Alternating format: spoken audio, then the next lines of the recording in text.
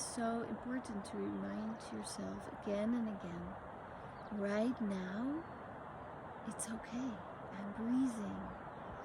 The sky is here. The earth is holding me. You might not be able to hold yourself, but the earth is holding you.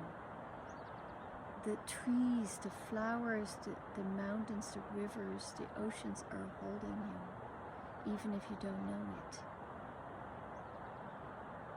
So take those moments when you feel a terror or a stress arising,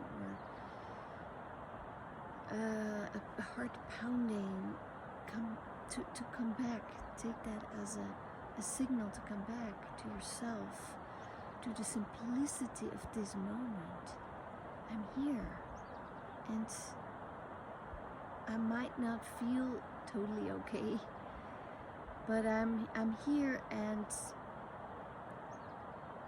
I'm held. I'm held. That's something vast, something that is keeping you alive. And all the turbulence in our lives is guiding us back to the realization that there is more to you than just the mind spinning and the thoughts creating fear. There is so much more to you than that, and I have to remind myself constantly, take a deep breath, all is well.